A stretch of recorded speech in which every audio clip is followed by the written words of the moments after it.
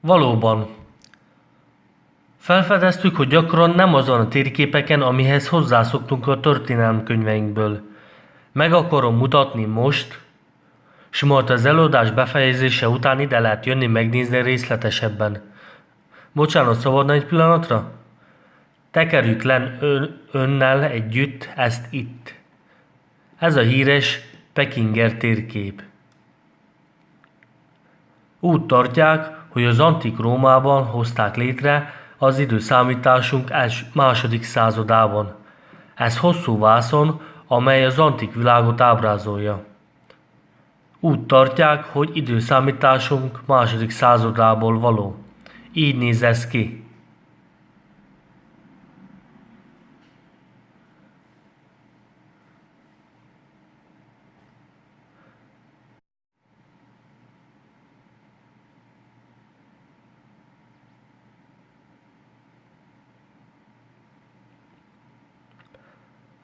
Ez az egész ki van húzva.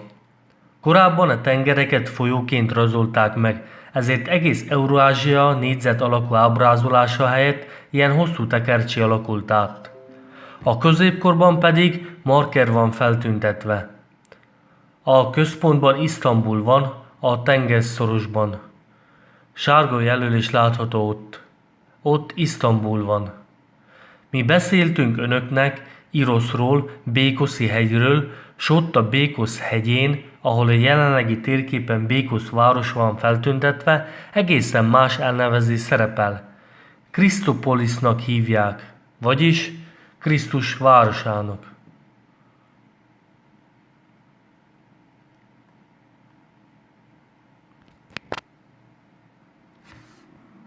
Ez közvetett bizonyíték annak a ténynek, hogy ezt a térképet nem a időszámításunk második századában készítették, hanem a időszámításunk 16. századában, s akkor még sok régi elnevezésre tudtak visszaemlékezni. Utána oda tudnak majd menni és megnézni, hogy a Békosz hegy helyén valóban Krisztopolis, vagyis Krisztus városa áll. Köszönöm, lerakhatjuk? Rakjuk le, tekerjük fel a két végénél, és utána hagyjuk nyitva ott, ahol egy jelölés van. Itt nagyon sok információ van. Egy másik, nagyon érdekes is, de ezt a legtisztábban kivehető kérdéskör, ezért az előadás befejezése után meg fogják tudni nézni. Hogy nevezték a Békosz hegyét a időszámításunk 16. századában. Ennyi, köszönöm önnek, ide lehet tenni.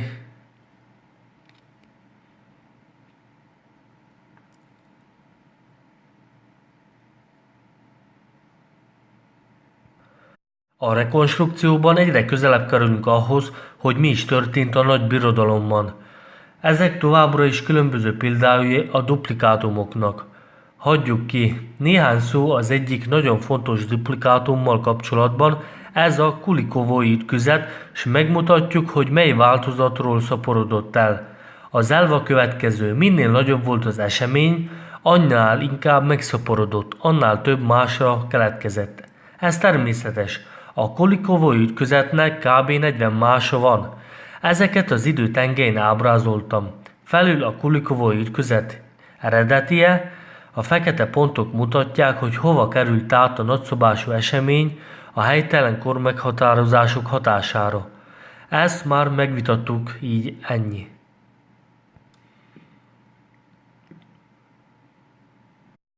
Most pedig rátérünk a következő kérdéskörre, amint arról már beszéltünk, mit töröltek ki az emlékezetünkből. Először nem nagy bevezető. A birodalom a 17. század elején bomlott fel. Az óriási esemény volt, s előttük a reformáció hullámai néven ismert. A lázadás Németország területén tört ki, Németországot ellepte a horda hadserege, s lázadás kezdetére a következő történt. A birodalom már elég régen fennállt, a 13. század végétől a 16. század végéig. A tartományok erőre tettek szert, a Kán császár helytartóinak már nem nagyon akaródzott engedelmeskedni az anyaországnak. Annál is inkább, mivel a mongol birodalom Elvei szerint ez a horda a tartományok adót kellett fizessenek, át kellett adniuk a jövedelmük jelentős részét az anyaországnak, hogy megszervezzék a birodalom életét. A birodalom többé-kevésbé szervezetten megszervezte a katonai életet, a flottaépítését, a pénzügyi forrásokat, a szerepek szétosztását a tartományok között. Egyes tartományok a katonai ügyekkel foglalkoztak, Angliába flottát építettek, Spanyolország és más tartományok az üdülők szerepét töltötték be. Dél-Franciaországban, Olaszországban egy részében virágoztak a művészetek, az irodalom, a festőművészet, amely ma számunkra antikként ismert. A kánok más tartományokban gyógyászati központokat szerveztek, ugyancsak Franciaországban, Németországban.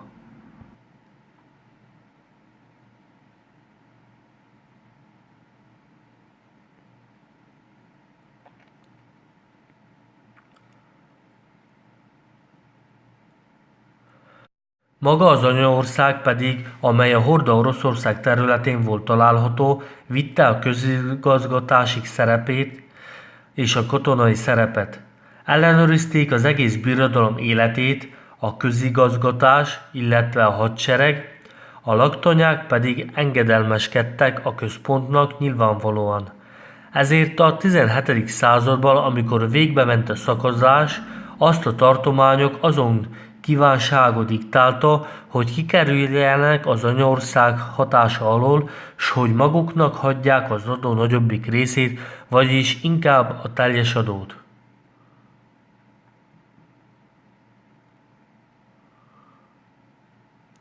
Ekkor nagyon nehéz pillanat állt elő.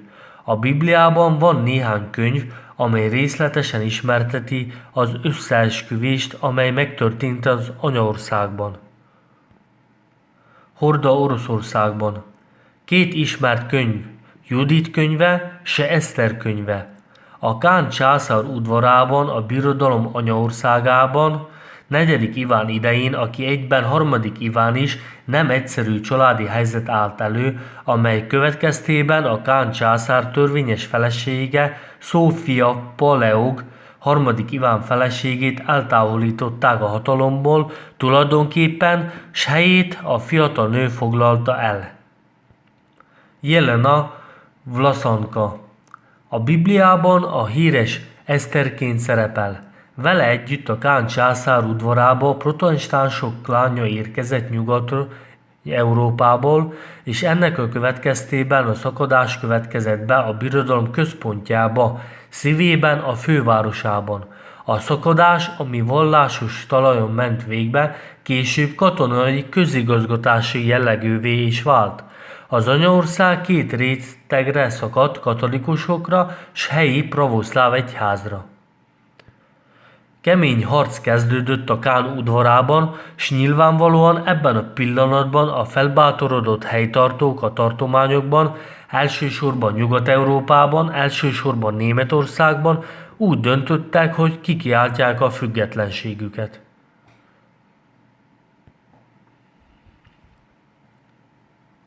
Az anyaország megpróbált ennek ellenállni. Rettegett Iván híres livóniai hadjáratai a Biblia meséli el. Rettegett Iván a Bibliában Nabukadnezárként szerepel. Kísérlet történik a lázadás leverésére a tartományokban. Oda küldték a hadsereget, a Litvániával folytatott háború, amelyet ma rettegett Iván nagy birodalma háborújaként találnak, nem nagy makacs engedetlen Litvániával szemben, valójában nem ezzel a kis területtel folytatott háború volt, hanem egész Nyugat-Európával. Siralmasan végződött az anyaország számára. A birodalom hadserege vereséget szenvedett, a lázadás nem sikerült leverni, s a hadsereg visszatért a diszlokációs helyére, néhány helyen a mai Litván, Lengyelország és Franciaország területén néhányszor szétverték a horda seregeit, és a szakadás nőttön nőtt. De az anyaország bizonyos idő után megbirkózott a szakadással. Jelena Vlaszanka nem más, mint a bibliai Eszter. Az egyik mása Mary Stuart, és egészen jól le van írva. Később megtorlásnak vetették alá, száműzték, az orosz dokumentumokban erről sokáig hallgattak. Az orosz kronikákban nyilván nem tartották nagyon méltónak azt, hogy kiszivárogtassák a cári udvarnál ezt a családjában zajló bonyolult eseményeket. A Bibliában végképp egy szó említés sincs Eszter végéről. Habár Judit könyvének és az Eszter könyvének végén már látható az anyaországban végbement lázadás leverésének a kezdete, azonban Mary Stuart változatában ez a történet egészen egyértelműen van kifejtve.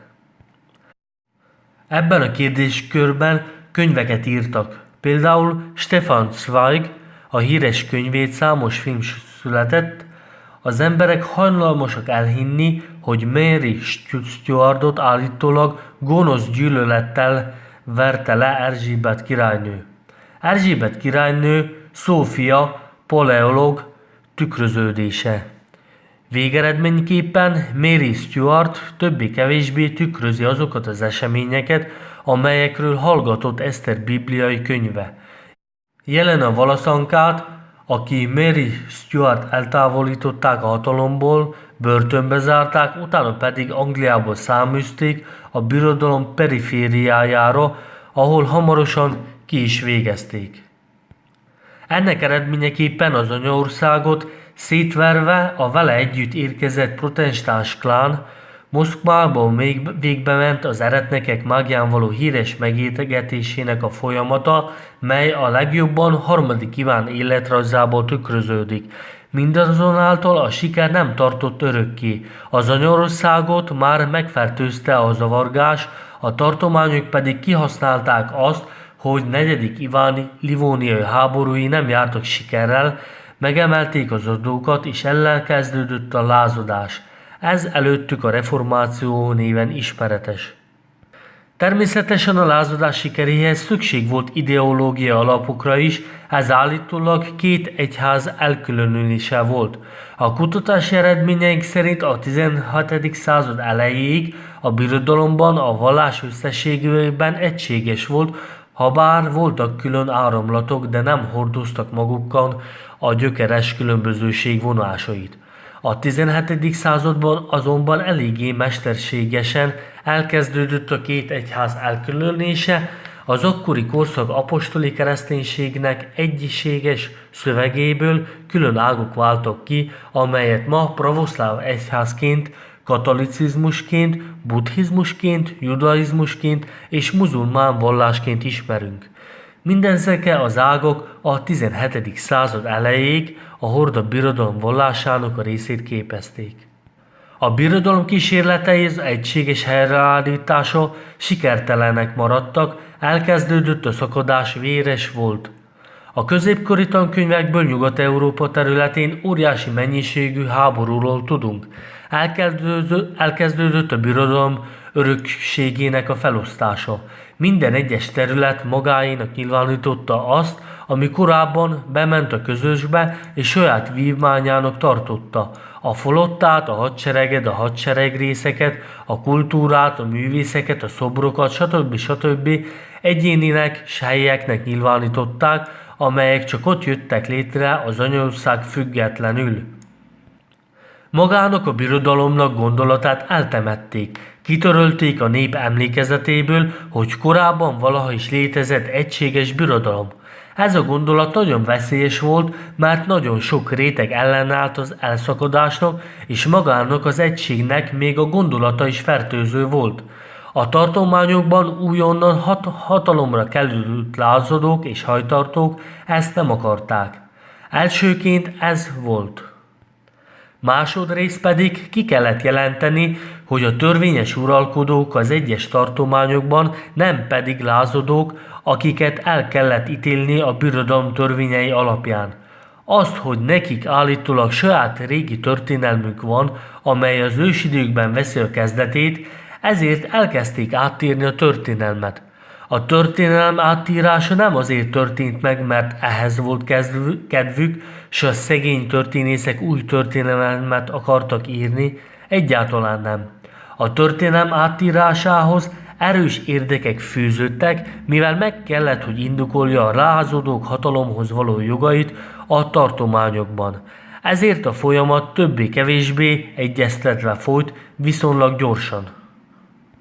A helytartók pedig nagyjából ugyanolyan fajtájú emberek voltak. Ismerték egymást a birodalomból, egymással keresztházasságokat kötöttek, ezért megegyezni a történelem új változatáról nem volt bonyolult dolog, annál is inkább, mert szűk személyi kör írta, nem olyan sok ember. Új történelemváltozatot hoztak létre, íme Petravus 3 kötete, s még Scalergi 2 kötete. Még néhány kötet, így nem volt olyan sok ember, akit az új kronológia létrehozásának a közelébe engedtek. Nagyon értelmes dolgot gondoltak ki, mégpedig a következő volt az elgondolásuk. A kronológiát meg kellett változtatni, azokat az eseményeket, amelyek nem is olyan régen mentek végbe, amelyek kellemetlenek voltak a helytartók számára, hamisítással a távoli múltba tették át, így régiekké, nagyon régiekké váltak, senkit nem igazoltakká, de irigyésre méltókká.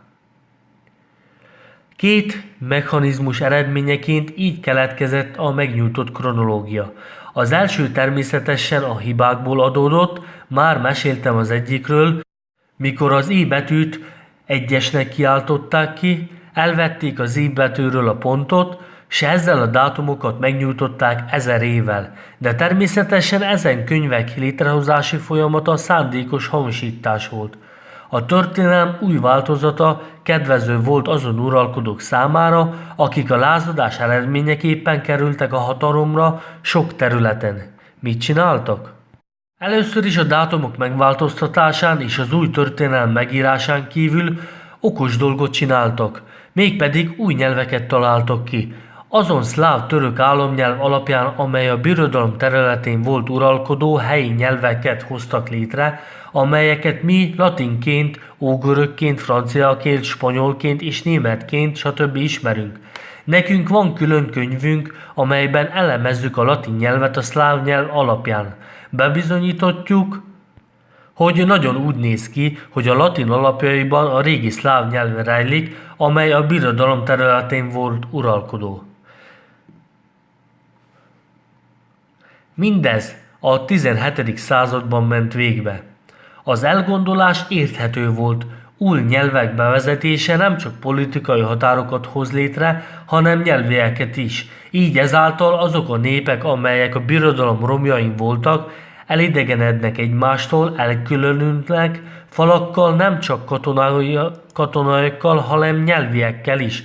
Az emberek nem értetik meg egymást, az egyházszakadás nagyon hasznos volt abból a szempontból, hogy csökkentsék a felekezet közötti házottságokat. Különböző korlátozásokat vezettek be. A francia katolikusoknak kellemetlenné vált a házassága a novgorodi pravoszláv lánnyal, stb. Ez is csak azoknak a malmámra hajtotta a vizet, akik el akartak szakadni az egyes birodalomtól. Sok tartomány ellenállt. Legerősebb tendencia a birodalom megőrzésére magától érthetődően magában az anyaországban volt, vagyis a Horda Oroszország területén, amely a Vladimir Szudzali Oroszország volt. Törökország, habár kényszerítették, hogy elkezdjen harcolni az Anyarországgal, még sokáig emlékezett a sokáig tartó egységről. Nyugat-Európában a lázadásra legtovább Spanyolország s Anglia állt ellen. Spanyolországgal nyugaton sokáig harcoltak, s néhány uralkodót, aki kiállt a birodalom egysége mellett, például II. Fülöp, Alba herceg, az emberiség ellenségeinek kiáltották ki, kegyetlen zsarnokoknak, akiket véresen levertek a haladó mozgalmat, amely a Spanyolország és Dél-Franciaország területén jött létre. Nos, ma őket mi zsarnokokként ismerjük. Ezek olyan emberek voltak, akik igyekeztek megőrizni a birodalom egységét, s volt királyság darabjain folyó véres háborúkban a Horda oldalára léptek fel. Mindez hosszú időt vett igénybe. Az egész a 17. század véres zavargásába torkollik. Oroszországban a hatalmat a Romanovok aparintották meg, akik erőszakos úton foglalták el a trónt a nagy zavargás után. A horda előző uralkodói dinasztiájait szétverték, jelentős mértékben lemészárolták, de a hatalom megszilárdítása még nagyon sokáig tartott, egészen Péter idejéig, s ezt is ismerjük különböző okokból. Egyelőre elkeseredett harc folyt a volt anyaország területén. Konkrétan a Pugacsovval folytatott háborút ma egyfajta konfliktusként tálalják a kisebb kozák lakosság ellen, amelyek élén rabróvezér állt. A méreteit jelentősen lecsökkentették. Valójában ez a konfliktus volt háború egyrészt nem túl nagy területű Moszkva között, amelyet a romanovok vezettek a nyugat bábjai, másrészt pedig a hatalmas moszkvai tatárország között, amely a Volgánál Volgán túl kezdődött és elterült keletre egészen a csendes óceánig. S azon elkelve elfoglalta Észak-Amerika jelentős területeit, beleérte Alaszkát is. A Romanovok Pugacsóval a moszkvai tatárországgal nyugatról harcoltak, ebben az időben Nyugat-Európából kikerült lázadók flottája partra szállt az Atlanti-óceán partján, elkezdte a háborút Észak-amerikai keleti partján, s elindult felfelé. Az államok, melyet végeredményben jelentős mértékben elfoglaltak, az egész terület a hordái volt, sokáig az is maradt, Oregon, Alaszka. Háború volt, végeredményben Alaszkát, amint mindannyian tudjuk, a Romanovok gyakorlatilag bagóért adták oda. Ez volt a horda utolsó területtömbje egész Amerika területén. Egyrésztről az Egyesült Államok, amely éppen a Pugacsóval folytatott háború végén alakult meg, amely a birodalom romján jött létre Pugacsó féle hadsereg szétverése pillanatában. A Volga felől pedig a Romanovok a nyugati seregek támogatásával sikerült szétverni az horda hadseregét, s ennek eredményeképpen a Romanovoknak csak ezután sikerült először betenniük a lábújukat Szibériába.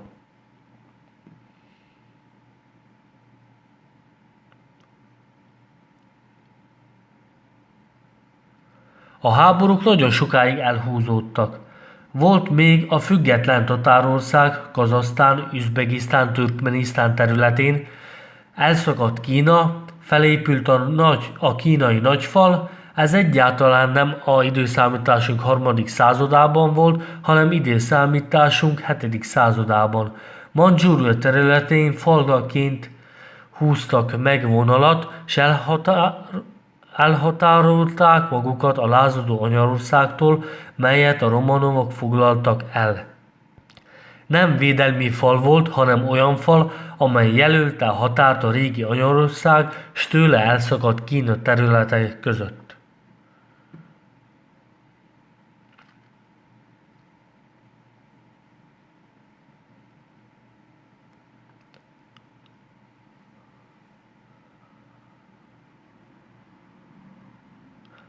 Japán elszigetelődött. Ez az egyik fontos tartománya volt a birodalomnak. Elzárkózott, szigeten lévén a vezetői sógunok igyekeztek megőrizni a horda maradékát Japán területén, s legtovább álltok ellen csak a 18. században sikerült térdre kényszeríteni őket. Kicsit később Kínát is Japán a szamurájok hatalmának engedelmeskedett egészen a 19. század közepéig, amikor végül is a győztesek Japán szigetéhez mentek, partra szálltak. Japán partjaihoz kereskedelmi flotta közelített, Európa és Amerika katonai hajói lázadását szervezték Japánban.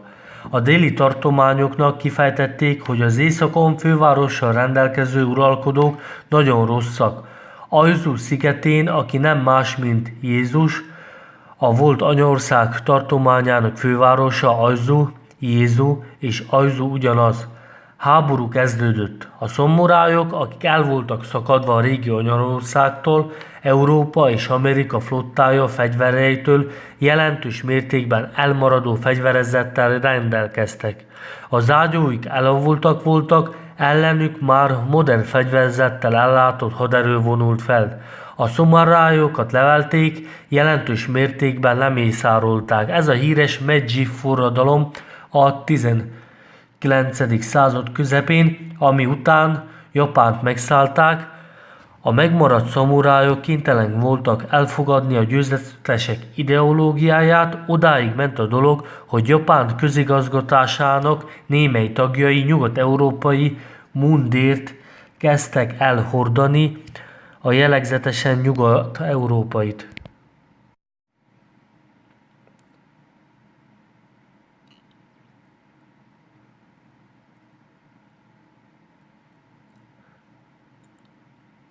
Ma azok, akik szeretnének ellátogatni Aizu szigeten lévő fővárosba, megnézhetik Japán figyelemre méltó történelmi múzeumát. Meg tudják nézni, hogy hogyan zajlott le a Meiji forradalom, s a panorámát láthatnak, amelyen a szamurájok utolsó seregének a pusztulását mutatja a délről támadó lázadók szorításában. A jelenlegi tankönyvek kifejtik, hogy a független délieknek, akiket a jóindulatú nyugati európaiak és amerikaiak támogattak, kizárólag a déliek északiakhoz képest jobb ideológiai fölénynek köszönhetően sikerült győzniük. S hogy az európaiak a délieket mindössze rizssel, lapátokkal és fejszékkel látták el, s néha adtak nekik néhány karabét is, hogy tudjanak védekezni a szomorájuk hadseregével szemben.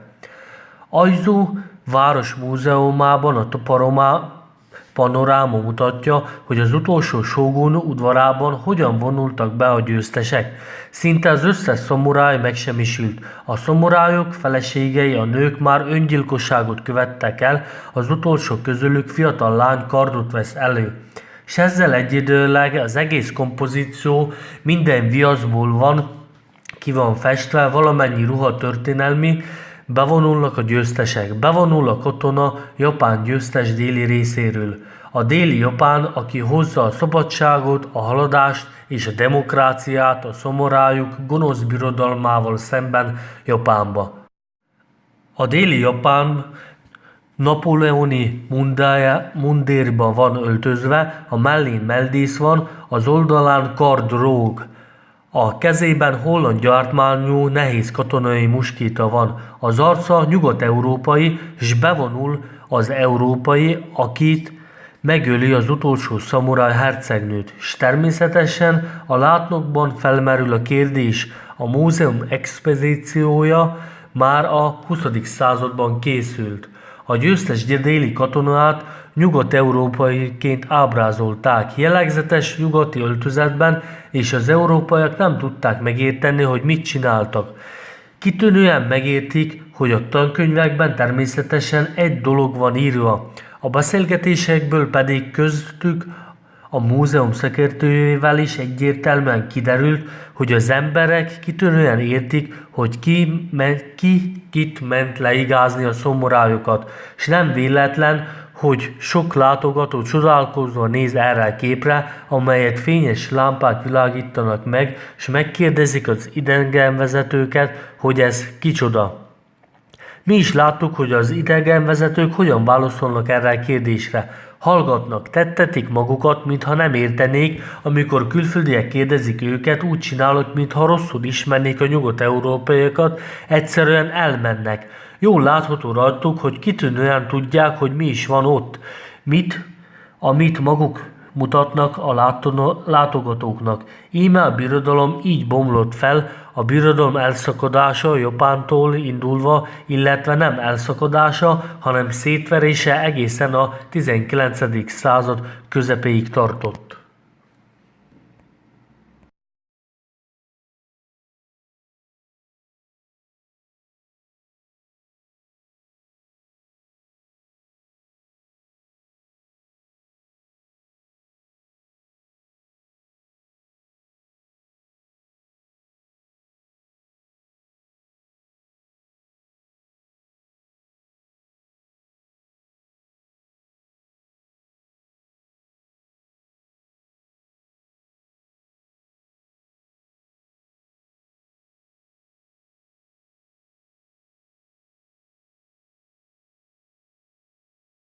Most pedig a következő lépés jön. Röviden ismertetem, hogy mi történt, és meg akartam mutatni, hogy a zajló folyamatok többek közt a hamisított történelem létrehozása nem a történészeken múlott, hanem elkerülhetetlen volt. Az emberek emlékeznek a birodalomra, nem hisznek az új történelemnek, megdöntik az uralmukat, tehát meg kellett indokolni, hogy joguk van a hatalomhoz. Kénytelenek voltak új történelmet írni. A dátumok kronológiája volt az egyik sikeres mechanizmus, okosan csinálták, a dátumok elcsúsztatták lefelé, azaz időben távolabbra, sok esemény a távoli múltba kerül, egyes korszakok a távoli múltba kerültek. A birodalom távoli múltjába került. A birodalom megduplázódva darabjaira szakadt, mint üvegtábla a szilánkjaira, s ködösen a tankönyvek oldalán, nagy római birodalomként, nagy római királyságként, nagy kalifátusként, nagy antik Rómaként, nagy mennyei birodalomként. S ebben a formában a birodalom létezése már senki számára nem volt látható. Azok a szavak pedig, amelyek következnek a kutatásainkból, és amelyek elmondják, hogy mindez egyetlen birodalmat tükröződött, gyakran ellenkezés váltnak ki, mivel gyökeresen megváltoztatják az elképzeléseinket a világról, egészen a 17. századig. Ezért, amint azt már említettem, sok mindent ki kellett törölniük az emlékezetünkből. Ezt egy-két nemzedék alatt kellett megcsinálni, az iskolákban, az egyetemeken, a társadalom műveltségi rétegeiben elterjesztették az új ideológiát, egyes ábrázolásokat, egyes jelképeket áttettek a múltba, másokat pedig a helyükre tettek. Nézzünk egyes töredékekre, hogy mit is töröltek ki az emlékezetünkből. Nos, íme az egyik kérdéskör. Erről szintén sokat írtunk a könyveinkben. Mindjárt mesélek róla. Ezek az arab feliratok az orosz fegyverzeteken, illetve olyan feliratok, amelyeket ma mint egy arabnak tartunk. Íme érdekes tény, ha járnálják a múzeumokat, akkor nézzék meg, figyeljenek fel a régi orosz fegyverzetre, amely a tábláknál ki van állítva, a régi orosz harci sisak, régi orosz pajzs, régi orosz lánc, stb. És majd ezeken a fegyverzeteken, melyeken nagyon gyakran gazdagok arab feliratokat látnak.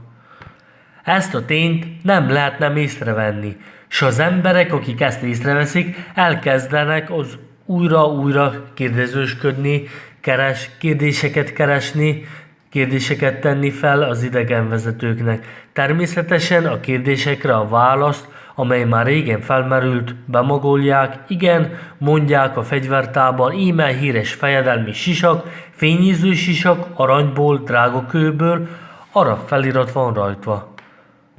Felmerül a kérdés, az orosz cárkán fegyverzetén miért van alapfelirat? A mi magyarázatunk nagyon egyszerű. Egészen a 17. századig Oroszországban több ABC is volt, s pont az arab írás egyik változata volt a szláv-török érintkezési formának a Horda Oroszország területén, amely közel állt a szláv füzéríráshoz, de utána a birodalom felbomlását követően kizárólagosan arabnak kiáltottak ki. A magyarázat a következő. Igen, az orosz cárok, az orosz harcosok, az orosz lovasok hordtak arab feliratos fegyverzetet, de nem értették ezeket a feliratokat, az értelmét szép díszítésnek tekintették. Az orosz harcosok, akik nagyon műveltek voltak, s vonzódtak a széphez, kizárólagok munkára magukra öltötték ezeket a sisakokat, különböző kardokat, pajzsokat, amelyeket arab írás díszített, nem értették, hogy mi van odaírva, ilyesmi lehetséges, de természetesen furcsa. Az következik belőle, hogy ezek az emberek magukra öltötték a fegyverzetet, például arab írásos sisakot, indultak a csatába, a halálba, ahol meg is halhattak, sokan meg is haltak, minden időben az emberek, amikor csatába indultak, a saját jelszavaikat, saját jelképeiket, a saját szavaikat, a saját szövegeik alatt mentek a halálba.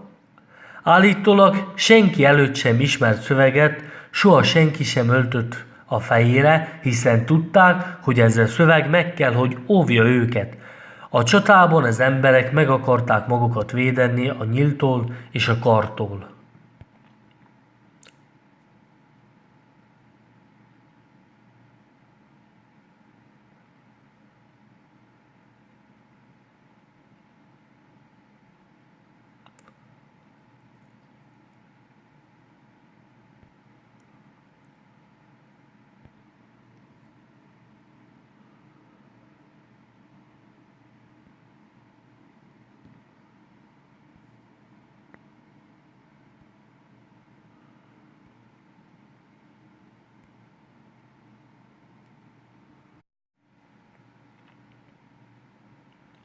Nos, fussuk át a fegyvertárat. Alexei Mihajovics sisakja, amelyet arab felirat borít. Íme, így néz ki előről arab felirattal. Orosz fegyverzet, acélból készült, szabja acél, arab felirat van rajta. Itt nincs egyetlen orosz szó sem, akárcsak Alexei Mihajovics sisakján. Orosz szó ott nincs. Íme, Andrej kardjának a töredéke, előnézetből arab felirat van rajta. Páncél a fegyvertárból.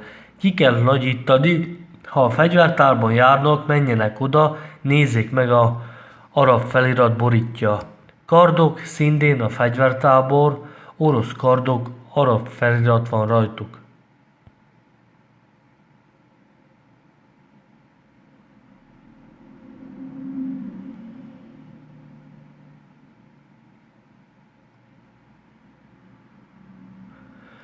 Múzeum. Meglátogathatják ezt a múzeumot az Alekszandr Szlobodán. Van múzeum Klomenszkojében is, megmutatom a fényképeket. Az Alekszandr Szlobodáról, ez a harangtoronyban van a Klomenszkojében. Orosz sisakok, arab felirat van rajtuk. Ráadásul ma azt akarják velünk elhitetni, hogy az arab művészetben tilos ábrázolni embereket, állatokat. Ez nem igaz. Arab írás itt látható ábrázolva van.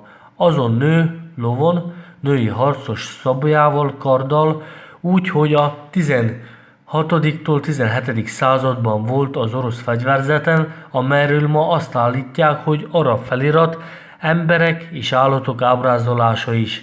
Ez Klomenszkoje, még egy amazon nő. Íme arab felirat felnagyítva. Éppen lő amazon nő, s nyillal lő. Még egy sisak, szintén arab felirat, pajzs, orosz pajzsra van írva, orosz pajzs alap felirattal, íme kinagyítva a szöveg. Ez szerintem szintén Klomenszkoje. Még egy sisak, orosz arab felirat, igen, mi van ráírva? Legtöbbször idézet van ráírva a Koránból. Gyakran szerepel az Allah szó, ismét visszatérek arra, hogy az orosz harcosok ezeket a fegyvereket pusztán szép érzékből viselték, ebből az adódik, hogy az orosz harcosok Allah neve alatt vonultak a csatába, a halálba.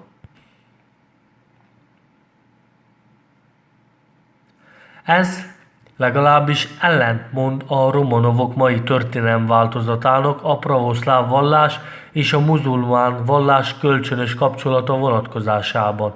Miszerint állítólag a Romanovok idején a pravoszláv vallás konfliktusban volt a muzulmán vallással, s tudatosan jelentette ki, hogy az orosz harcosok Allah neve alatt vonultak a csatába. Erről természetesen egy szó sem esik. Ezen kérdéskörök kapcsán általában teljes a hallgatás. A kérdésekre, amelyeket az idegenvezetők tesznek fel, vagy nincs válasz, s ha általánosságban kezdik el kérdezgetni az idegenvezetőt, hogy az orosz sisak tetején miért látható arab felirat, ingerültséget vált ki az idegenvezető részéről, s megvádolja önöket azzal, hogy tönkreteszi az idegenvezetést, vagy egyáltalán nem áll önökkel szóba. Még egy sisak arab felirattal, ez az ábrázolás a fegyvertárból van, el kell mondani, hogy ma már a fegyvertárban nincs olyan sok kiállítva ilyen fegyverből. Miért? Ezért sikerült teljes leírás felkutatnunk, s közzétettük az egyik könyvükben a fegyvertárban található fegyverekről. Orosz fegyverzet, sisakok, pajzsok, kardok, teljes páncélingek, páncélok. Ezt a listát a 18. században állították össze, őrzik, természetesen nem hozzáférhető a nagy közönség számára. Ott egyértelműen fel van sorolva, hogy milyen sisakot, hogy hívják, milyen pajzs, stb. És mellé vannak télve a feliratok. A fegyvertár ezen leírásában a fegyverek 60%-ánál arab felirat van, de önök ezt nem fogják látni, a könyvünket végig kell olvasni, nagy melléklete van. Ez pedig a híres Szlontsev akadémikus albuma, aki a 19. században akkoriban még nem volt teljesen színes összeállítás készített a fegyvertárban található összes fegyverről. Szlonczev akadémikus albuma nem volt olcsó mulatság a cári udvar számára, nagyon drága volt akkoriban, s még a mai urakiadása is kis példányszámban is fényűző dolog. Szolcen akadémikus pontosan átmásolta az összes feliratot, most én ezt lapozgatom, arab felirat rengeteg tányéron, fegyverzeten, sisakon. Íme arab szövegek mindenhol. Ez az egész fegyvertár. Mellesleg ez Fjodor Ivanovics Mnyitiszlav fejedelem sisakja. Allah neve alatt vonul a csatába. Íme arab felirat a sisakon. Ez már nekünk ismerős, a legősiekben említett sisak, a 19. században még Alexej Nyeszkevich sisakjainak nevezték, utána kijelentették, hogy Alexander Mihajovics korából való. Ez már előttünk ismert sisak, arab felirat van rajta. Ismét a fegyvertár, íme, itt van az arab felirat, menjünk tovább. Még egy sisak, ilyen sisakból van több is, ott oldalról látható, felülről, íme itt vannak az arab feliratok bemásolva, Szlojencól minden pontosan lemásolt, figyelemre méltó mű. Még egy ilyen sisak. Nemrégiben állították ki a Történelmi Múzeumban, arab szöveg, ide Allah neve van írva a sisak nyilán, íme közelről körülötte lévő szöveg, Allah neve nagyon jól nagy betűjével van írva a nyilon, azaz a homlok fölötti függőleges részen.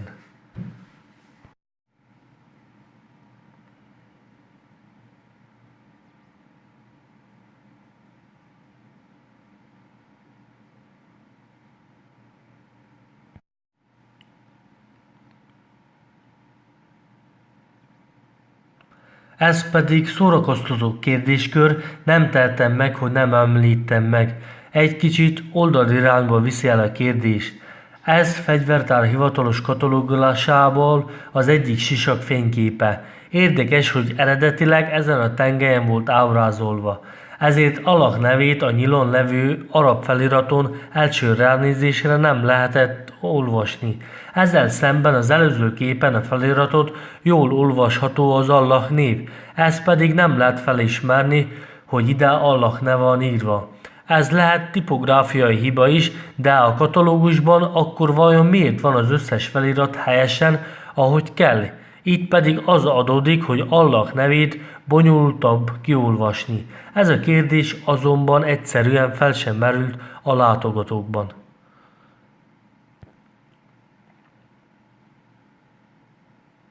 Rettegett Iván sisakja, Stockholmban őrzik a Királyi Fegyvermúzeumban, orosz szöveg, Ivan Vasiljevics minden le van írva, fennette pedig az arab szöveg következik fordítás nélkül. Megjegyzést általában nem fűznek hozzá, íme itt van a fényképünk a Stockholmi Múzeumból, fényűző arab szöveg látható, összességében a sisak fényűző, aranyból van, ezüstdíszek, ez nagyon drága fényűző sisak. Íme arab felirat van rajta. Néhány fénykép erről a sisakról. Még egy sisak, rettegett Iván korából, töredék a múzeumból, arab felirat, az van mellé írva orosz sisak. Még egy orosz sisak a Stockholmi Múzeumból, arab felirat, a Stockholmi Királyi Fegyvermúzeumban a felirat táblán orosz fegyverzet, a pajzson arab felirat van, íme itt a szélén megy körbe, szinte nagyon gazdag aranyból van, acél az alapja, ugyancsak, de most oldalról. Ez a felsőkar vélgyő pajzsa, arab felirat, kardok, szabják, szerintem ez Kuzma Minyé, arab felirat, erre most nem emlékszem, de a katalógusból van arab felirat, íme Szolonczev albumról, íme itt van az arab felirat felül, és így tovább, és így tovább. Most már nem fogom tovább lapozgatni, íme arab felirat, ez ma a Történelmi Múzeumban, illetve fegyvertárban lehet látni.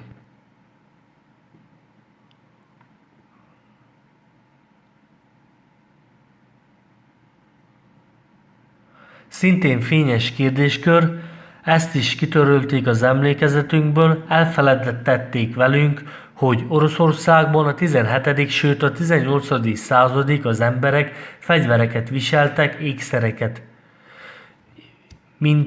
Mintra, Troje Szergej Lavri monostorából arra felirattal. Szúrák a Koránból, azt akarják velük elhitetni, hogy a pravoszláv vallás az ősidőktől fogva ellenséges volt a muzulmán vallással szemben, de íme pravoszláv mintra a Troje Szergej Lavri monostorból. Drágokő látható, a homlokánban fényes drágokő van, piros rajta, amint az kiderül, íme felvétel közelről arab felirat van. A metropolita mintáján arab felirat van. A drágokő össze van karcolva, íme a közelről készült felvétel, ennek ellenére a felirat olvasható. Ez teljesen nyíltan, nem titkolom, ez a Troje Szergeje Lavri monostor munkatársaitól van. Az arab felirat s az orosz papok muzulmán vallással való szembenállása idején a homlokukon Mohamed próféta szövegét és jelképeit viselték, s láthatóan szúrákat, idézeteket a Koránból. Íme nagyobb felvétel erről a drágokőről, ezt a tényt nem hangsúlyozzák az idegenvezetők, ezt mi más forrásból tudtuk meg. De hálásak vagyunk azért, hogy megengedték nekünk, hogy minőségfényképeket készítsünk erről az egyedülálló emléktárgyról, amely illeszkedik abba a közös képbe, amelyet felvázoltam. Nos, ez az, amit kitöröltek az emlékezetünkből. Elfeledtették velünk, hogy arab feliratok borították be az orosz fegyverzetet.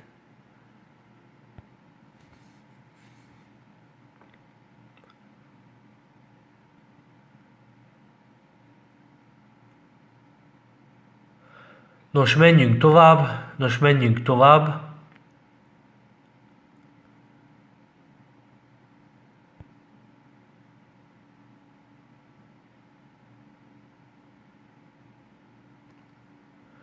Nos, még mit töröltek ki az emlékezetünkből a reformáció korszakában, a birodalom felbomlása korszakában?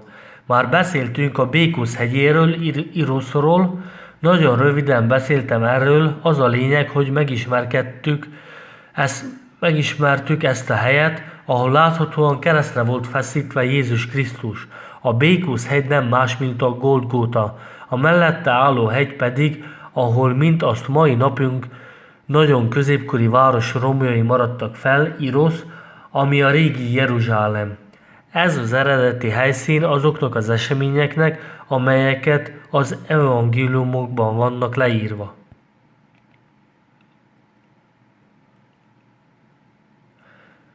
Beszéljünk kicsit az evangéliumokról. Mit feledtettek el velünk még? Íme híres láda, amelyben ma őrzik, amint azt ma tartják, a három királyok maradványait. Ismert legenda, három bölcs, három király ment hódolatát tenni a gyermek Jézusnak, elhozták neki a saját ajándékaikat, Boldizsár, Menyhárt és Gáspárt. Minden tankönyvben, útmutatóban és filmben mindig azt mondják nekünk, hogy mind a három bölcs férfi volt. Három király, három férfi a távol-keletről érkezett, hogy hódolatát tegye az újszülött Jézusnak. De ha megnézzük az eredetit, íme itt van önök előtt a három királyok ládája a Kölni székesegyházból, Németországban híres templom, akkor láthatják, hogy valamiért íme itt van a hátulsó része, íme az előső része, ez a három királyok imádságának a jelenete, fényűző jellegű láda. Aranyból van, reliflé, drágakövek, jobbról az istenszülő asszony a kisdettel, balról pedig 4 alak van. A negyedik nem érdekes számunkra, a maradék három személy a három bölcs. Gáspár tévre van eleszkedve, hátul pedig 2 alak, Boldizsár és Menyhárt áll. Ez a leggyakoribb elrendezés a képeken, ebben a gyermek Jézus imádása című jelenetben.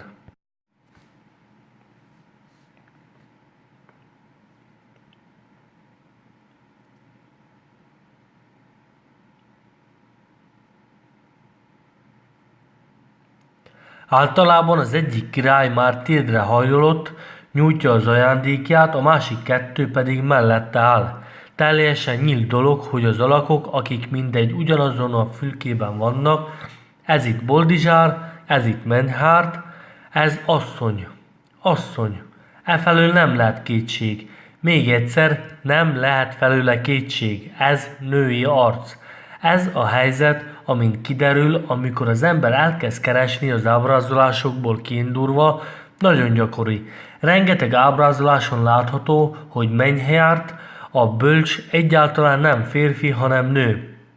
Ez a láda két régi ábrázolása a 17. századból. Ezt átugrom. Íme ugyanannak a kölni székesegyháznak az üvegablakán van néhány ábrázolása a három királyok imádása jelenetének. Íme nő. Balról ez tökéletesen nyilvánvaló női arc. Menhért a bölcs nem más, mint nő. Szép alak, nem lehet semmi kétség afelől, hogy ez nő. Ilyen ábrázolás nagyon sok van. Például ez itt. Ez utcakölben Boldizsár Menhárt és Gáspár nevével, íme még egy üvegabrak, ugyanaz a két bölcs, Boldizsár Menhárt, Menhért szintén nyilvánvalóan nő.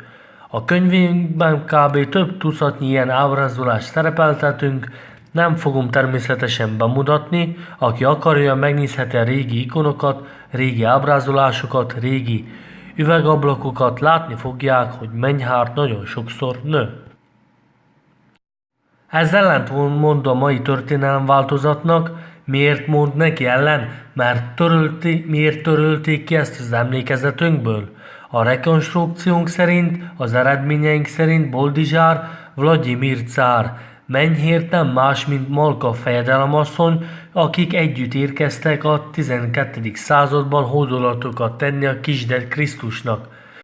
Gáspár láthatóan a kozák hadsereg parancsnok, ez a királyi pár. Menhért és Boldizsár, az egyik fejedelemasszony, a másik Vladimir nagyságos fejedelem, úgy, ahogyan rengeteg régi ábrázoláson szerepel. Ez a központ Spanyolországban Torres Chiadua. Második ismert kérdéskör, amit kitöröltek az emlékezetünkből. Rengeteg régi ábrázoláson, amely a három királyokat ábrázolja, Menhért vagy néger férfi, vagy néger nő. Ez a Fekete Mária ciklusból való ábrázolás, adott esetben ez Mária az Isten szülő asszony. Miért fekete? A magyarázat nyilvánvalóan szintén nagyon egyszerű, megmagyarázza a dolgot lényegét, a krónikások tévedése volt doktrinákban. Az emberek nem értették az orosz csornyi értelmét, ami ma azt jelenti, hogy fekete. Eredetileg azt jelentette, hogy szép nő. Összekeverték a szó fekete jelentésével. Később, amikor meghabsították a történelmet, szemmel láthatóan Menhértként ábrázolták, azaz Fekete Máriaként. Ez a Fekete Mária ábrázolás ciklus rengeteg disszertáción van, hogy Mária miért ábrázolják néger nőként.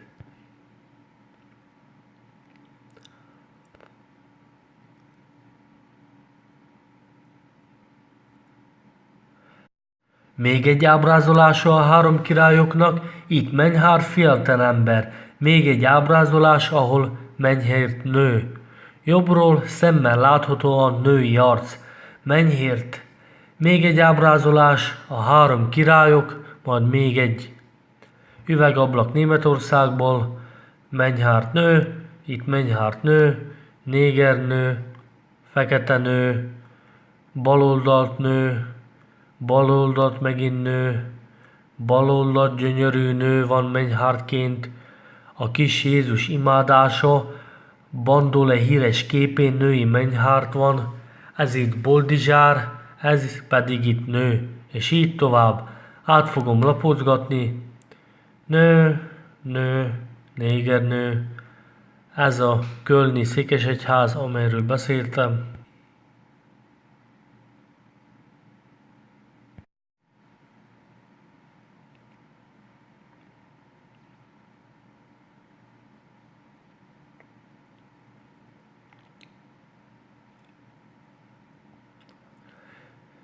Mit töröltek még ki az emlékezetünkből? Azt, hogy a hold csillaggal elterjedt jelkép volt. Az evangélium Jeruzsálemben ennek a jelképnek állítólag semmilyen jelentősége sem volt a kereszténységhez. Ennek ellenére valamennyi a kis Jézus imádása című jelenetben a három bölcs olyan zászlókkal érkezik a kisded Jézushoz, amelyen a hold van a csillaggal. Még egy zászló a kis Jézus imádása című jelenetből, még egy zászló, ismét női mennyhért, megint csak női mennyhért, és így tovább, átugrom őket. Ilyen ábrázolásból több tucatnyi, illetve több száznyi van, így amikor majd ellátogatnak a múzeumokba, íme ismét ez a második kérdéskör.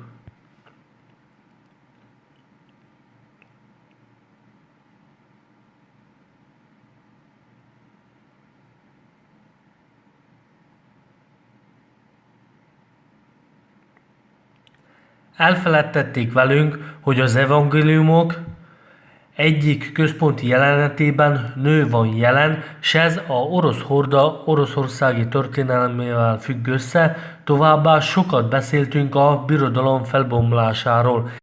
Mit töröltek még ki az emlékezetünkből, és ment feledésbe? A félholdakat? Nézzük meg, ma azt fejtegetik nekünk, arról győzködnek bennünket, hogy a félhold a csillaggal ma Törökország jelkébe, korábban az oszmán birodalomé volt, az ottománoké, általánosságban a muzulmán világé. Állítólag a pravoszláv vallás kezdettől fogva a muzulmán vallás 7. századi keletkezésétől fogva legalábbis konfliktusban volt a muzulmán vallással. Ez a jelkép állítólag idegen tőlünk, velünk szemben ellenséges.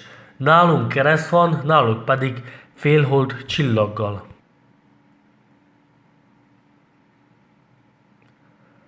Ez, amint kiderült, nem így van. Vegyünk például a régi orosz város címereit. Az Oroszország birodalom a 19. században, a 19. században, a 17. században a címerek számos megerősítésére került sor. Régi orosz címerek. Ez több táblázat, nagy könyv.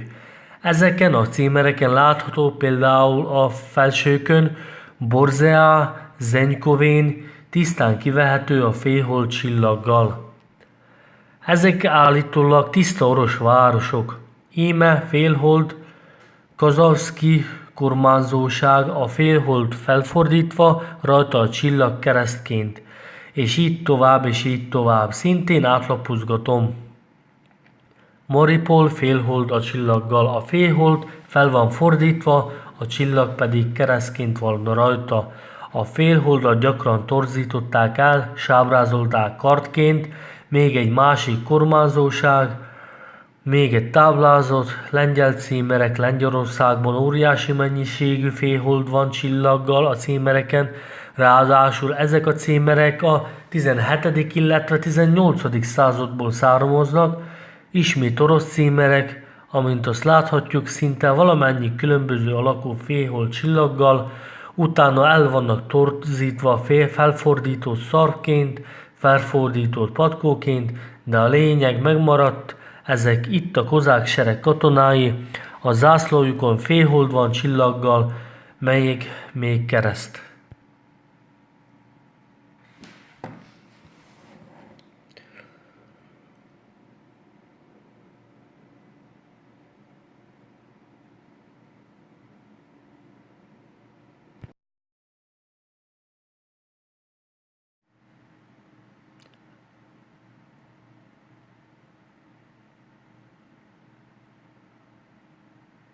Még további címerek a lengyel történelemből, ezek lengyel címerek, íme ez a jelkép nagyon jól ismert előttünk, ez a mi címerünk. Még egy ábrázolása a Moszkvai Egyetem csúcsán, ha úgy tetszik, akkor ez félhold csillaggal. Ez pedig itt Törökország, ugyanaz a jelkép, félhold csillaggal. A jelképek pénzérmeken, sarló és kalapács, ez is egy alakváltozata, itt pedig egy másik változat a keresztben. Keresztünk rajta a félhord, közvetlenül hozzá van erősítve. Szokványos helyzet, gyakran kérdezgetik a templomban, hogy miért van nálunk kereszt, s alatta miért van féhold. Szokványos válasz, hogy ezt az jelképezi, hogy a kereszt legyőzte a féholdat. De amint azt mi már tudjuk, ez nem más, mint a félhold a csillaggal egyik alakváltozata, amint ez itt a képen is jól látható. A kereszt a csillag mögött van. Ez a mi Kremlünk. A kupoláján ugyanaz a jelképrendszer van. A féhold szintén a Kremlben van, az úgynevezett börtönudvarban. Féhold csillaggal. Nyugat-Európa, ez Károly palástja. Bal oldalt, amint látják, féholdak vannak, tisztán kivehető. Nyugat-Európa erre nagyon büszke. Látjuk, hogy a Horda birodalom jelképrendszerét, ahol a féhold a csillaggal az államiság jelképe volt, természetesen benne volt a birodalom jelképrendszerében is. Ez egyáltalán nem az ellenség jelképe volt, akit sikerült legyőzni. Szokványos és tisztelt állami jelkép.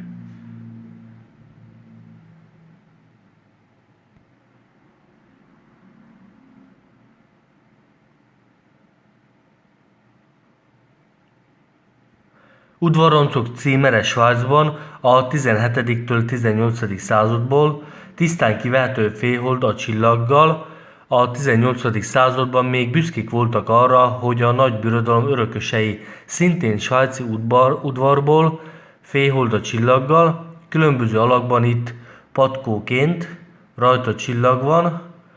Svájc zárak a 17. századból, nagyon büszkék voltak rá, látják itt? Féhold a csillaggal. Ez Kandalló ajtanál lévő fénylemez, bútor nyugat-európai svájci, féhold lent, csillag fent, féhold szarvpántként. Íme 17. századi udvarnonc Genből kezébe ajándékot tart. Van olyan megjegyzés, hogy ilyen drága ajándékot ad a feleségének. Nos, jobbról féhold, két csillaggal, szintén büszke erre a jelképre.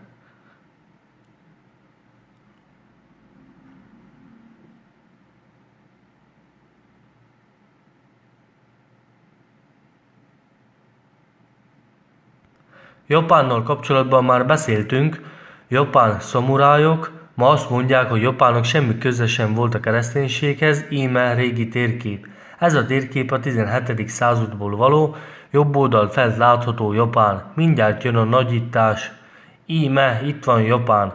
A Japán szigetek fölötti órási keresztény kereszt második a régi térképen. Legnagyobb valószínűséggel tükrözi az akkori valóságot. Íme itt van. Akkoriban az emberek még mindig tudták, hogy abban az időben Japánban magától értetődően a kereszténység uralkodott.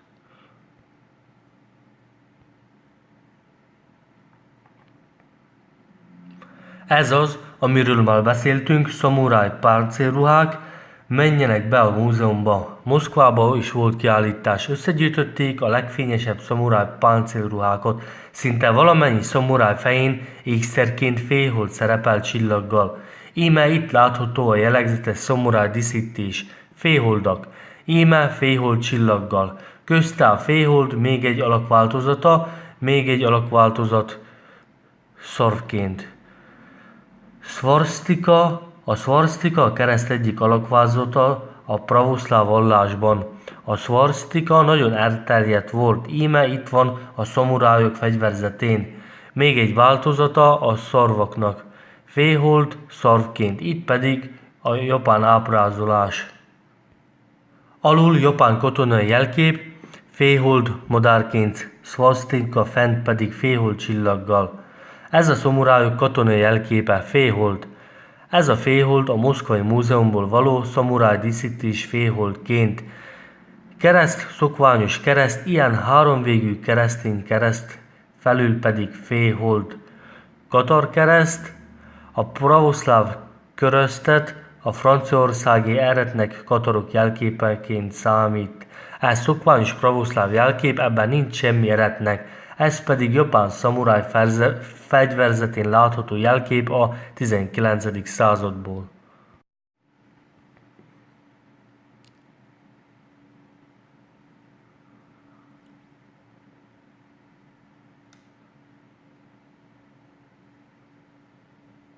Régebbi szamuráj fegyverek, szvasztika, mindenhol szvasztika van. Ezek szokványos keresztény keresztek. Különböző alakokat öltöttek nálunk, ilyen formát is, olyan formát is. Íme féhold csillaggal.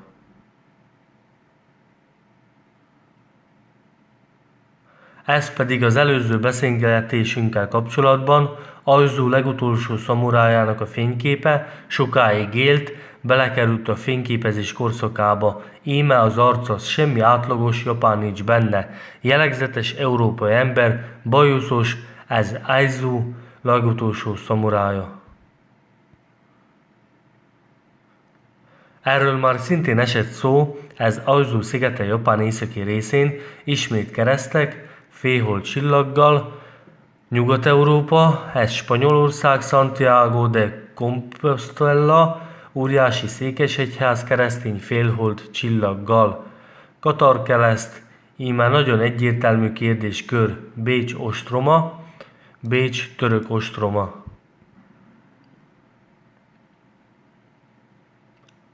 Óriási térkép, amely az akkori Bécset ábrázolja. Középen Szent István székesegyháza van csúcsa, amelyen, amint azt teljes nagyításban láthatjuk, oszmán féhold van csillaggal. Tisztán kivehető, hogy itt van a templom csúcsán. Nekünk azt mondják, hogy Bécset a rossz törökök ostromolták, a jó keresztények pedig Bécsben tartózkodtak, s harcoltak a törökkel. De akkor Bécs egyik legfontosabb keresztény székesegyháznak a tetején miért látunk olyan jelképet, amely állítólag az ellenséges törököké?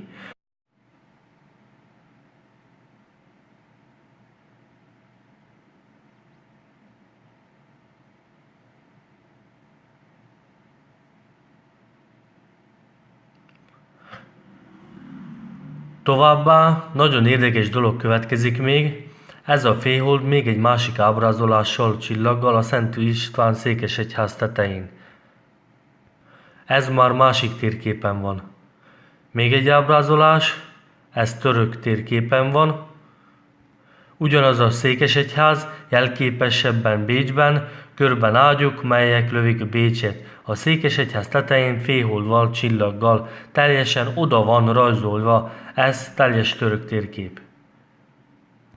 A 17. század második feléig ez a jelkép a Szent István székesegyház tetején helyezkedett el.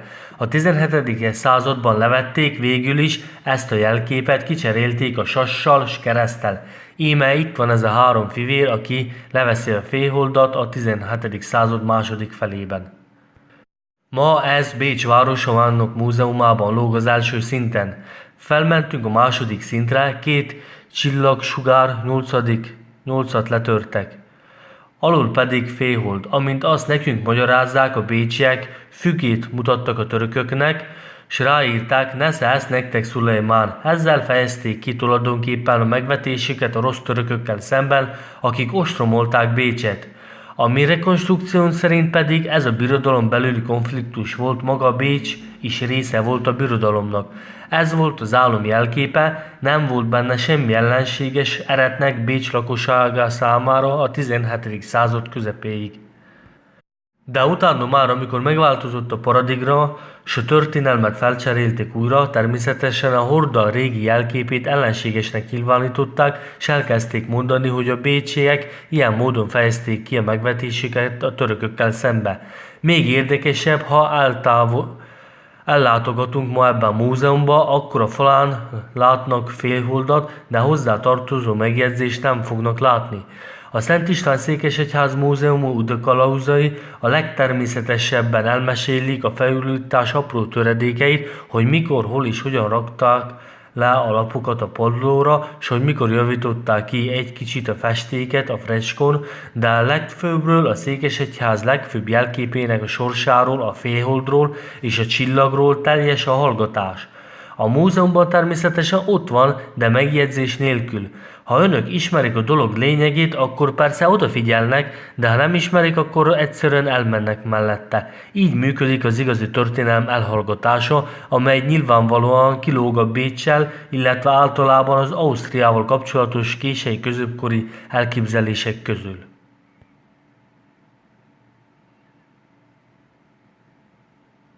Le lehet fordítani németről? Igen. A feliraton az van írva németül: Holdfény a Szent István első toroncsúcsa, 1514-től 1519 között tették fel, s levették 1686-ban. Sokáig tévesen muzulmán jelképnek tartották, azonban a papság és a császárság hatalmának a szétválását jelképezi, nap és a hold. A nap szerintem a császár, a pápa pedig a félhold. Fordítva, a pápa a nap, a császár pedig a félhold. Ez külön kérdéskör, erre most nincs idő. Ez a második tábla, amely megjelent Bécs Városi Múzeumában, ahol a félhold található. Ahogyan nekünk tűnik, az már a könyveink hatása, amikor ezt felfedeztük 2001-ben, megírtunk mindent a félholdról. Utána pedig az emberek nyilván elkezdtek menni a múzeumokba, és elkezdték kérdezgetni, miféle jelkép ez, hogyan kell ezt értelmezni. A könyveink alapján persze. 1998-ban. 1998-ban, igen, 1998-ban. Eltelt néhány év. Mi erről hallottunk, elmesélték ezt nekünk, a Bécs Városi Múzeumába érkező emberek elkezdték kérdezgetni az idegenvezetőket. Íme önöknél itt van a falon a félhold csillaggal a 17. századból, hogy lehet ez? A legfőbb keresztény székesegyházban ellenséges jelkép van, hogyan kell ezt értelmezni? Nyilvánvalóan a könyvek hatására kigondoltak egy második táblát, ez a második tábla, amit itt most látunk, amelyet Andrej volt olyan szíves, hogy számunkra lefordított.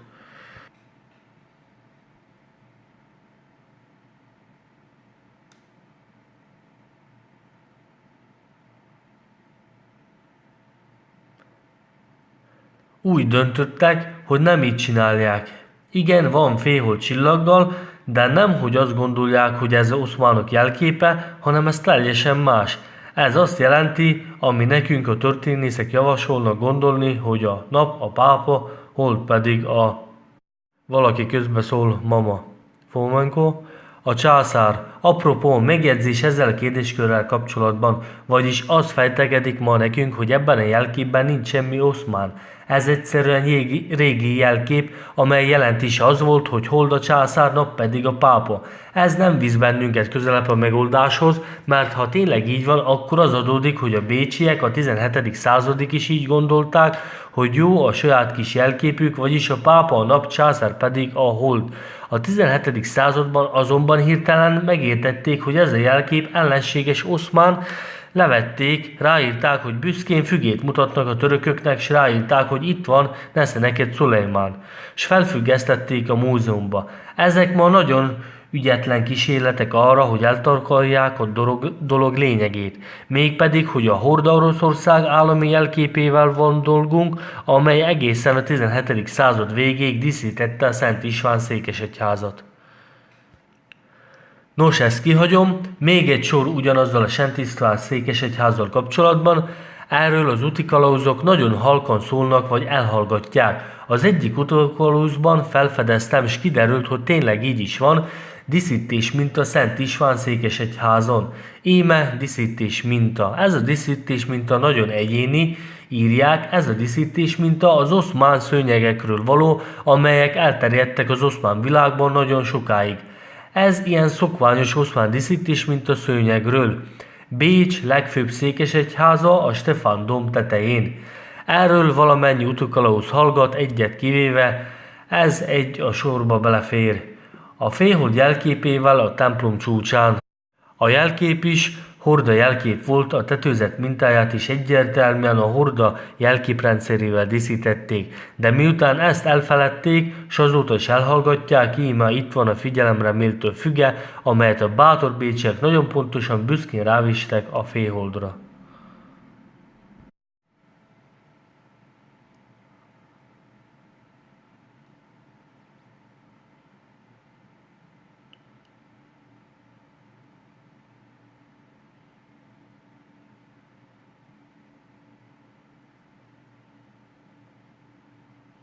Levették és kiserélték a császár jelképére, s így keletkezett a füge. Hogy miért?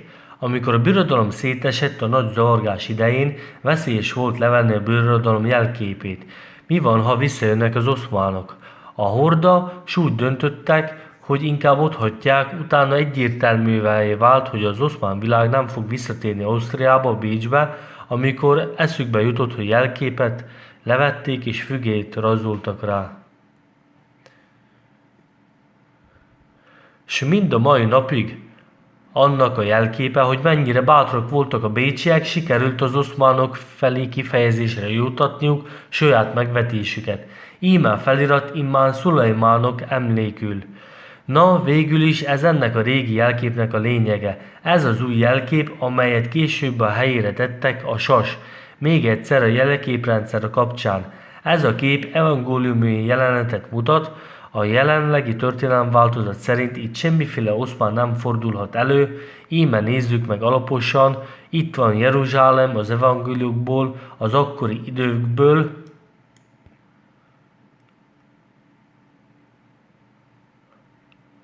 zászlókat látunk, ha felnagyítjuk, akkor a háttérben oszmán félholdat látunk. Még egy kép Bostól, Jézus megkoronázása tövőskoszorúval, szintén Jeruzsálem, ezek itt Jeruzsálem lakói az evangélium időkből. Állítólag itt nincs semmilyen muzulmán világ. Az egyik részről kendő félholdat látunk csillaggal, ebben nincs semmi meglepő. A félhold a csillaggal éppen a kereszténység jelképeként keletkezett, nyilvánvalóan a kereszt jelképrendszeréhez kapcsolódik. Napfogyatkozás, a csillag felülvillanása. A jelkép a 12. században keletkezett, és kapcsolódik Krisztus az evangéliumokhoz, utána oszmán megmaradt az állami jelképüknek, de a kezdettől fogva keresztény volt, soha semmilyen ellenségesség nem volt a pravoszláv vallásra, a kereszténységre nézve. Ezt látjuk a régi képek alapján, Boséin, Dürer metszetein, Pilátus sapkáján félhold van.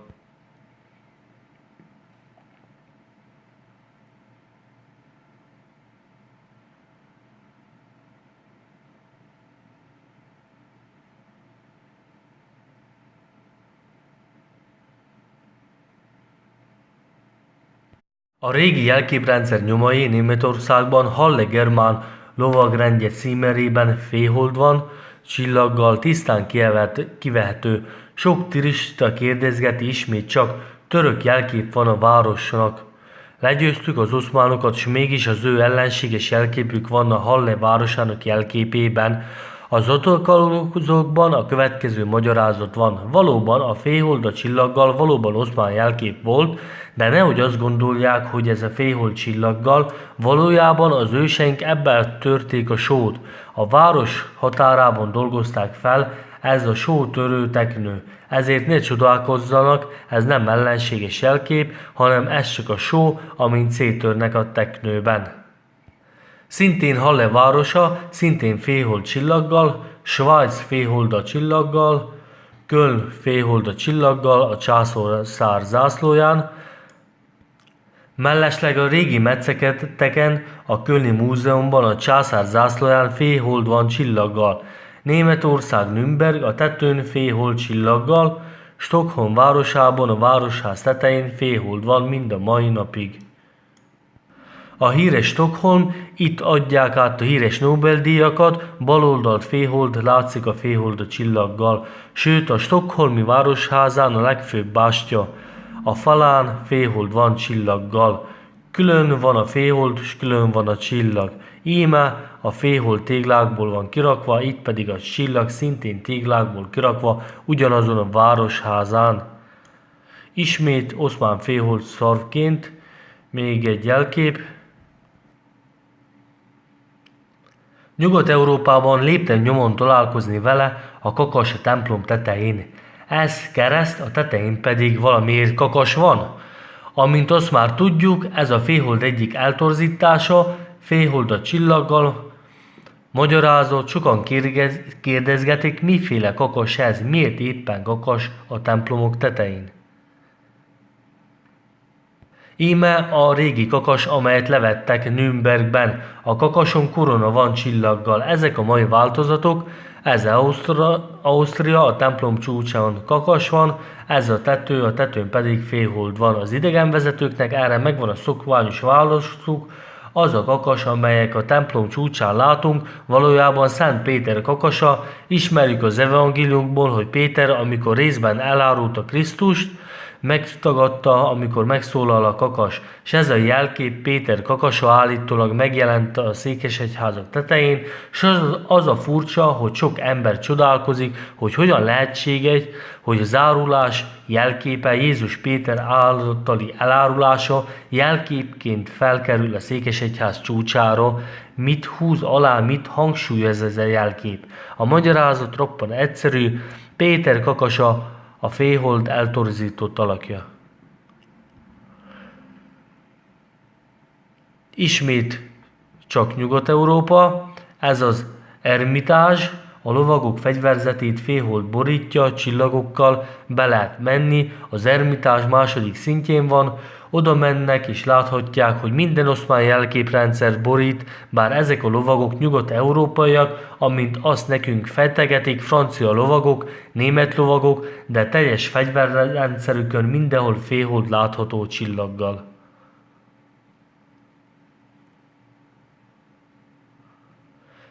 Menjünk tovább. Nos, mit töröltek még ki az emlékezetünkből? Elfeledtették velünk a Violent fokot. Azt, hogy a kutatási eredmények szerint Krisztus a Krímben született a Violent fokon.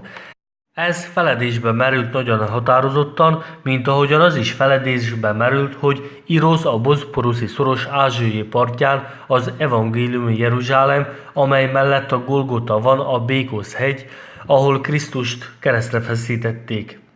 Megtaláltuk a keresztre feszítésének a helyét, mint ahogyan megtaláltuk a születésének a helyét is Krímben. A Violent fokot. Mindjárt megmutatom. Az istenszülő asszony szintén itt a Krímben élt, az egyik ismert korostól szintén itt található a Krímben, ez annak a vázlata, hogy az emberek hajóval hogyan utaztak Isztambulból a Krímbe. Íme itt látható Szevasztopol, ez a Fekete-tenger belüli áramlatok vonalának a vázlata. Ez a térkép, ami ide van letéve, a Pikinger térkép, itt van, ahová oda van írva, hogy Békosz, s ahová van a Krisztopolis város, azaz Krisztus városa, és az evangéliumok szerint a bölcsek elindultak hódolatokat tenni a kisdet Jézusnak, amint azt ma tudjuk, Irosz akkor még nem volt a királyi város,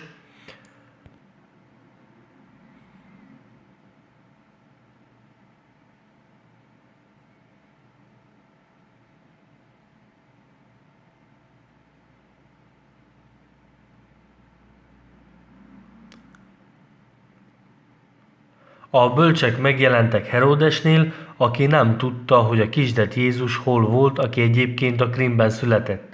A bölcsek hajóval odautaztak, ha bár erről az evangéliumban nem esik szó, de nyilván igazodtak a tengerállomatokhoz. Ha az ember a Fekete-tenger utazik hajóval, akkor a sarcsillag alapján kell tájékozódni, s akkor az áramlatok nem sodorják el az embert, pontosan a megfelelő irányba halad a Violent fok felé. Ez mutatja, ez a térkép mögöttem, megőrződtek a régi ábrázolások, amely azt mutatják, hogy a bölcsek hogyan utaztak hajóval, fölötte csillag van. Szerintünk ez a sarkcsillag. Ez néhány szövegben keveredett a betlehemi csillaggal, ha a hajó kapitánya tartja az iránt a sarkcsillag felé, akkor Violent foknál köt ki. Még egy régi címer, hajó látható csillaggal, a sarkcsillagot üstökösként ábrázolják, ez még egy hajó útváltozat, Heródestól szintén idefelé.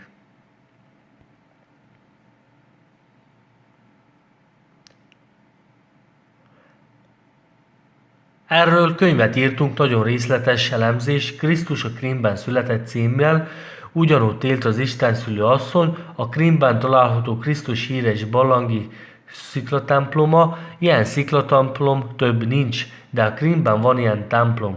Nagyon nagy tiszteletnek örvend, és ez a régi templom ott található. Ez Violent fok, fénykép felülről, itt nagyon sok legenda van Eugéniáról, Dianáról. A kutatási eredmények szerint ezek az istenszülő asszony különböző másai, tükröződései. Dianának volt temploma éppen a Krímben, és nem messze a Violent foktól. A szikla tetején kolostor található, templom van ott az alapzata, a templom a barlangban van, látogatható.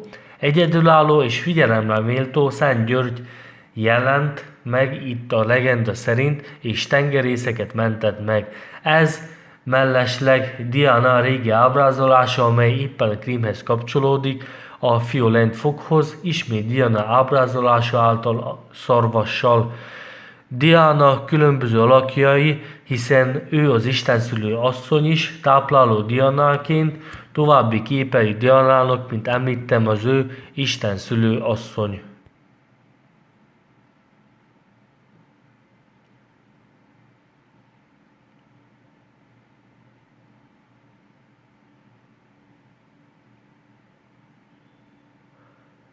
Szent György sziklája a Fialant fokon kereszt állott, a legenda szerint, amint azt már tudjuk, ő az egyik mása Krisztusnak.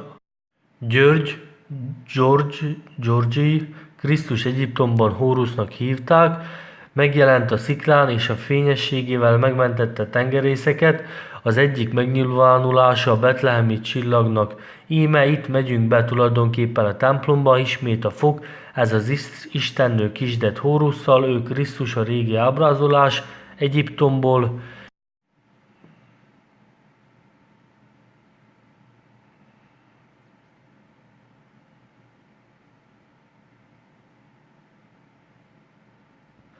Íme itt van Szent György temploma, monostor és a templom, alul a bejárat a barlangi szikla templomba.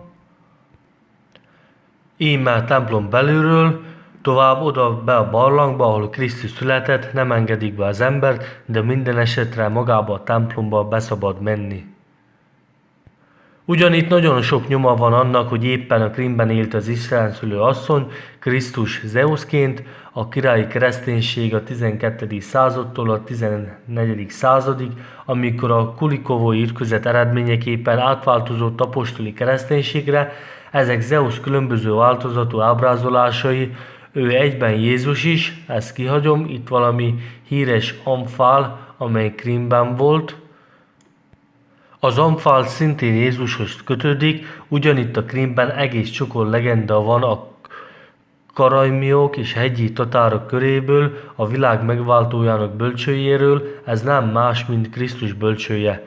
Gyakrabban a Grál hely a 19-től 20. század folyamán rengeteg ember nem véletlenül éppen a Krímben próbálta megtalálni a Grál kelyhet. Még német expedíciók is voltak oda a háború alatt, ezek mind annak a jelképrendszernek a nyomai, amely itt keletkezett. Íme mellesleg ez a bölcső Oszmán hercegnőjé, amelyet a világ megváltójáinak a mintájára készítettek. A Grál kehely pedig Jézus bölcsője, rengeteg ábrázolás van.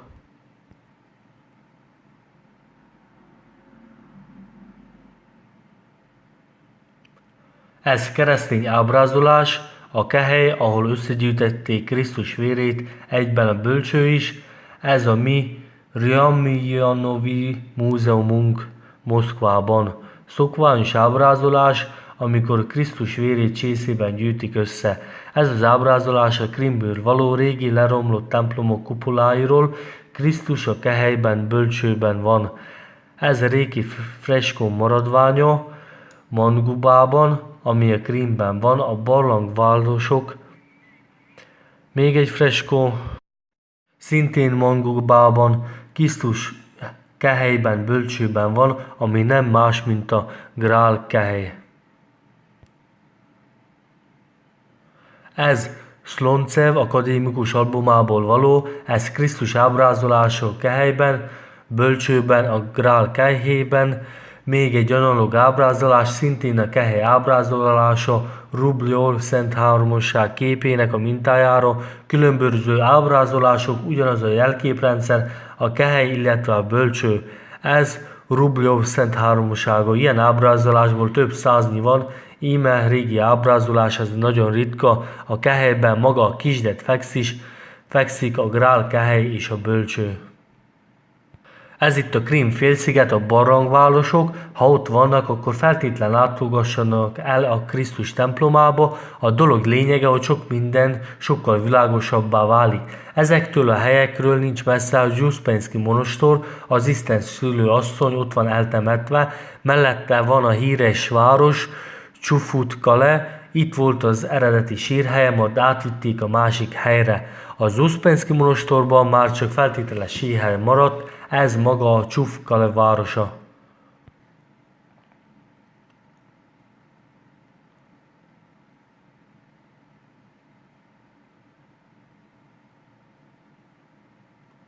Szerintem itt mi befejezzük, még egy pár szó befejezésképpen. Nos, az elején feltettem magamnak a kérdést, és menet közben megadtam rá válaszokat. Mi is töröltek ki az emlékezetünkből? Nagyon sokat, röviden felsorolom. Elfeledtették velünk az óriási birodalom létezésének a tényét, amely tulajdonképpen felölelte az akkori egész művelt világot a 12. századtól a 17. század elejéig. Európát, Eurázsiát, Amerikát, Észak-Amerika egyes részeit és Dél-Amerika egy részét. Afrika nagy részét elfeledtették velünk a szakadást a 17. század elején. Elfeledtették velünk a reformációt a birodalom szétszakításaként, és ezt vallásháborúként tálalták, aztán pedig a helyi elitek háborújaként. Elfeledtették velünk, hogy a szláv-török nyelv szolgáltak kitalált nyelvek alapjául a 16.-18. században. A nyelvek éppen ebben az időben keletkeztek. Elfeledtették velünk, hogy a mai értelemben nem voltak nemzetek a 16. századnál korábban. Ehelyett a birodalom alattvalói voltak, a nemzetiség, határok s nyelvek fogalma a szakadásról keletkezett, mindez a 17-től 18. században volt. Innen keletkezett a feszültségek a különböző nemzetek között, vallásos ellentétek, ezek mind reformáció utáni események. A Horda-Kánja császárjéhoz hatalma monopóliuma idején a birodalom nyilvánvalóan nem volt semmi hasonló. Mindezek az ellentétek, szakadás s ellenségeskedés ráadásul kegyetlen, mindez a reformáció idejében kezdődött. Elfeledtették velünk a híres szent helyeket, Krisztus születésének a helyét, Fiolenfokon, csak az emlékmű templom maradt, de hál' Istennek mégiscsak megmaradt. Elfeledtették velünk, hogy az istenszülő asszony a Krímben élt és halt meg, a nagy Uspensky monostorban, Csufut-Kaleban. Elfeledtették velünk, hogy Krisztus a Békusz hegyén felkészítették keresztre, Irosz mellett a boszporoszi tenger szoros ázsiai oldalától nem messze, amelyet később átvittek Iroszból Konstantinápolyba, amely egyben a királyi város Cárgrád, ahol majd később Isztambul keletkezett, a birodalom fővárosa. Elfeledtették velünk, hogy a birodalom anyaországa Oroszországban volt, az oszmán birodalom pedig a királyi város Cárgrád pedig a birodalom másik része volt. A két rész együtt nagyon szoros szövetségben volt, a Horda Oroszország anyaországában mint egy katonai, illetve közigazgatási hatalom összpontosult, a birodalom másik részének központja pedig a királyi város volt, ez volt Jeruzsálem is, ez inkább ideológiai központ volt, mert itt feszítették keresztre Jézus Krisztust. Elfeledtették velünk egyáltalán kereszténység sok szent helyét, megsemmisítették vagy átnevezték őket, a királyi kereszténység régi templomát a 12. századtól a 14. századig, ez eretnekeknek kiáltották ki őket, utána keresztényeknek nyilvánították őket, kicsit megváltoztatva az elnevezésüket, mondjuk például azt mondták, hogy ezen a helyen Szent Apollónia temploma van, mondjuk Bécsben, korábban ott az eretnekek Szent Apollón temploma volt, de természetesen teljesen más vallás volt velük szemben ellenséges, s mi lényegét tekintve elkezdtük tisztelni. Ez cinikus. A történelemhamisítást sikeresen megvalósították, azonban nem egészen. Mindabból, amit felfedeztünk, s amit most vizsgálunk, látható, hogy megmaradt sok minden. Sőt, nagyon sok maradt meg. s mindez a dolgok elfogulatlan vizsgálata lépten nyomon rengeteg kérdést vet fel, s véleményünk szerint a rekonstrukciónk, amelyet javasolunk s javaslunk, egészében vége igazságos, lényegét tekintve az alapjaiban nem kételkedhetünk.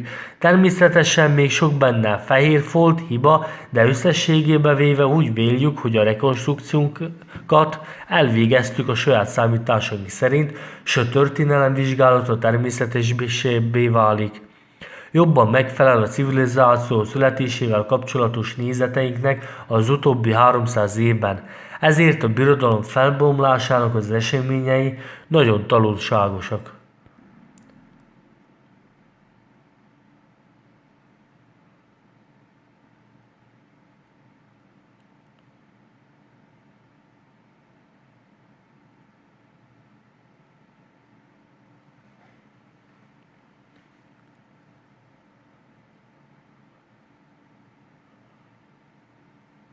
Segítenek megérteni, mint általában az új kronológia, hogy most a világban nem is olyan régen végbe ment események fényében nagyon sok területi vita van, amely a kronológián alapul. De a területi viták a Közel-Keleten szinte azonnal visszavezethetők a kronológiára, például úgy, hogy mi itt nálatok hamarabb éltünk, ezért itt ez a föld a miénk. Innen van az ellentét is. Ha kicseréljük az időpontokat, akkor minden megváltozik beleértve sok jelenlegi viszá is, amely a 17-től 18. században kezdődött. Mi ment még feledésbe? Elfeledtették velünk, hogy József Flavius híres műve, a júdeai háború valójában a Moszkva Dimitri Pozsarszky s a Kuma Minyin hadserege által bevételének a történetét meséli el a 17. század elején. Ezek az események híresek az antik történelemben, s amint az kiderült, időben sokkal közelebben vannak hozzánk a 17. század elején.